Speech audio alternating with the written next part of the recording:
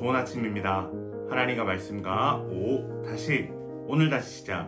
안녕하세요. 김배강 목사입니다. 오늘 함께 묵상할 말씀은 창세기 19장입니다. 중심 구절은 창세기 19장 15에서 16절입니다. 동틀 때에 천사가 롯을 재촉하여 이르되 일어나 여기 있는 내 아내와 두 딸을 이끌어내라. 이 성의 죄악 중에 함께 멸망할까 하노라. 그러나 롯이 지체하여 그 사람들의 손이 롯과 그의 아내의 손과 두 딸의 손을 잡아 인도하여 성 밖에 두니 여호와께서 그에게 자비를 더하심이었더라. 아멘. 여호와 하나님께서 아브라함과 이야기하시는 사이에 두 천사가 소돔에 이르렀습니다. 그런데 성문 앞에 누가 앉아 있습니까? 롯이 앉아 있습니다. 성문은 그 당시에 한 성의 가장 핵심 장소 중 하나였습니다. 이곳에서 재판을 포함한 성의 모든 행정적 상업 업무가 진행되었는데 그곳에서 롯이 아무 물건도 팔지 않고 앉아 있었다는 것은 롯이 소돔의 지도층에 있었음을 보여줍니다. 롯은 성문으로 들어서는 천사들을 알아보았고 엎드려 그들을 영접합니다. 그런데 나그네를 적극적으로 맞이하는 것이 이 당시의 미풍양속임에도 불구하고 롯을 제외한 소돔의 사람들은 이들에게 무관심해 보입니다. 그러나 그들 마음에는 누구보다 이들에 대한 뜨거운 관심이 있었습니다. 4에서 5절입니다.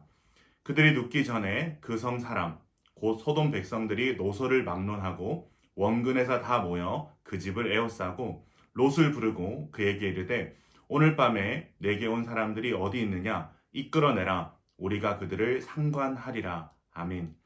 밤이 깊어지자 이들의 속내가 드러나기 시작합니다. 소돔 백성들이 노소를 막론하고 원근에서 다 모여 롯의 집을 에워쌌습니다. 그들이 요구하는 것이 무엇입니까? 이들을 이끌어내라. 우리가 그들을 상관하리라. 소돔 사람들은 이들과 성적인 관계를 맺으려 합니다. 이들의 성적 타락은 동성애는 물론이고 강간, 윤간이라는 폭력적인 부분으로 드러나고 있습니다. 롯은 광기에 가득 차 있는 이들에게로 홀로 나아가서 뒤로는 문을 닫고 막아섭니다. 그리고 이들에게 악을 행하지 말라라고 이야기합니다. 그러나 이들은 결코 물러설 생각이 없습니다. 그러자 롯은 대안을 하나 내어놓습니다. 8절입니다. 내게 남자를 가까이 하지 아니한 두 딸이 있노라. 청하건대 내가 그들을 너희에게로 이끌어내리니 너희 눈에 좋을 대로 그들에게 행하고 이 사람들은 내 집에 들어왔은즉 이 사람들에게는 아무 일도 저지르지 말라. 아멘. 롯의 대안은 자신의 두 딸을 내어놓는 것이었습니다. 어떤 측면에서는 롯은 손님을 보호하기 위한 최선을 다한 것입니다. 그러나 이 롯의 대안은 결코 정당화될 수 없었습니다. 롯의 이 대안은 최악을 방지하고자 하는 차악의 대안이었기 때문입니다. 이것은 하나님께서 원하시는 방법이 아닙니다. 롯의 이러한 대안은 롯이 의인으로서 소돔과 고모라에서 살고자 했지만 그는 이미 죄의 영향을 받고 있었다는 것을 보여주는 대목입니다. 당시 롯의 상황에 대해 베드로는 이렇게 증언합니다. 베드로서 2장 8절입니다. 이는 이 의인이 그들 중에 거하며 날마다 불법한 행실을 보고 들으므로 그 의로운 심령이 상함이라. 아멘. 롯이 가진 의로운 심령이 그가 늘 보고 들었던 소돔의 죄악의 영향을 받은 것입니다. 그래서 롯 또한 하나님 앞에서의 바른 판단을 하지 못한 채 끔찍한 대안을 내놓게 되는 것입니다.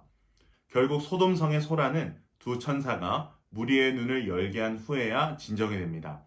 이제 천사들은 지체하지 않습니다. 그들은 롯에게 그의 가족들을 데리고 소돔성에서 급히 나가라 명합니다. 그러나 롯은 하나님의 심판이 임박했음에도 소돔과 고모라 땅에서 일군 자신의 소유, 자신의 자리에 대한 미련을 버리지 못한 채 지체합니다. 그러나 하나님께서는 이러한 롯을 끝까지 구원하십니다. 그 이유가 무엇일까요? 29절입니다. 하나님이 그 지역의 성을 멸하실 때, 곧 롯이 거주하는 성을 엎으실 때에 하나님이 아브라함을 생각하사 롯을 그 엎으시는 중에서 내보내셨더라. 아멘. 하나님께서 아브라함을 생각하셨다는 것은 하나님께서 아브라함을 기억하셨다라는 것입니다. 구약에서 하나님의 기억하심은 은혜를 베푸신다라는 의미를 가집니다. 즉 롯이 살게 된 것은 그의 의로움이 아니라 아브라함으로 인한 것이었습니다. 아브라함이 롯에게 복이 되어 준 것입니다. 롯과 가족들이 소알에 도착했을 때 하나님께서는 소돔과 고모라의 유황과 불을 소나기처럼 내리십니다. 그런데 여기서 절대 뒤돌아보지 말라는 천사의 당부를 지키지 못한 롯의 아내는 그 자리에서 소금 기둥이 되어버립니다. 롯은 너무나도 많은 것을 잃었습니다. 그런데 비극은 여기서 끝나지 않습니다. 롯의 두 딸이 후손을 남기기 위해 아버지 롯에게 술을 먹인 후에 관계를 갖습니다. 이것은 롯이 천사들을 보호하기 위해 두 딸을 차악의 대안으로서 내어놓은 것처럼 롯의 딸들도 후손을 남기기 위해 차악을 선택하는 모습을 보여줍니다. 이들이 소돔에서 보고 들은 것들이 하나님의 백성으로서의 판단을 어그러지게 만든 것입니다. 롯과 두 딸은 하나님의 은혜를 입어 소돔에서 탈출했지만 그들의 마음은 여전히 소돔으로 가득 차 있었습니다.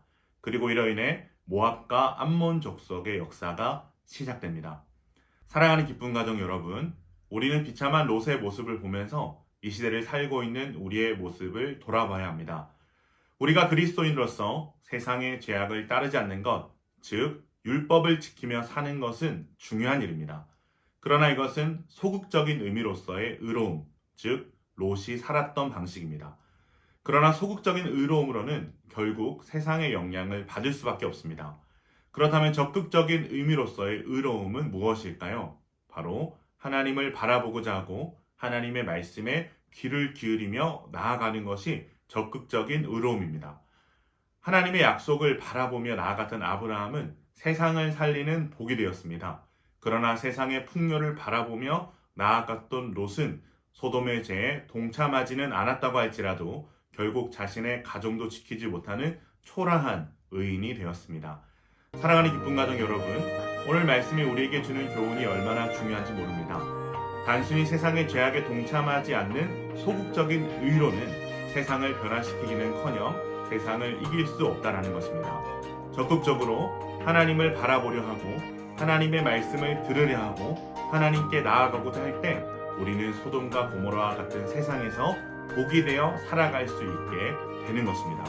사랑하는 기쁜 가정 여러분, 우리의 신앙생활이 단순히 죄를 짓지 않음의 자리에 머무는 소극적인 모습이 되어서는 안 되겠습니다. 오직 우리의 눈과 귀를 주님께로 향하여 나아가는 적극적인 의로움으로 세상 가운데 하나님의 복이 되어 살아갈 수 있기를 주님의 이름으로 축원합니다.